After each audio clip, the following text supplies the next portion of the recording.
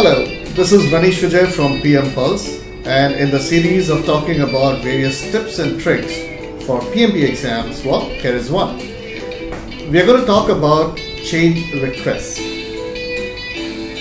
Change request becomes an output of 16 processes. You remember there are 47 processes. 16 of these processes have change request as an output. Now, you don't have to remember all these 16 processes, but there are a few things that should help you, understand this concept better. Now, if you remember the process groups, which are initiation, planning, execution, monitoring and controlling, and closing. Now, if you look at monitoring and controlling, there are 11 processes. The great part is, all these 11 processes have change request as one of their outputs.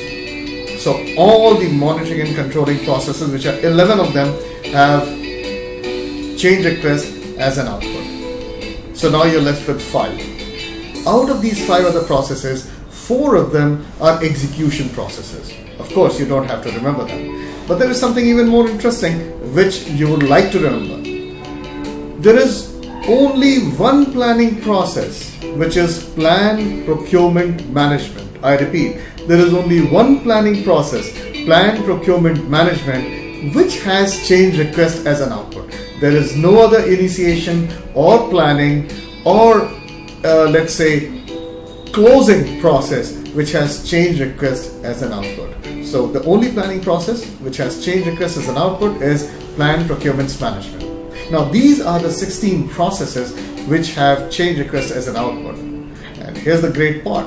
All these outputs from these 16 processes, all these change requests, they go and become input to only one process, and that is perform integrated change control.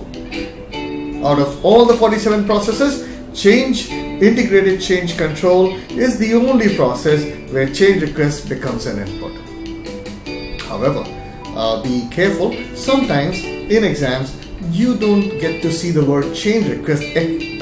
Instead of that, you might hear things like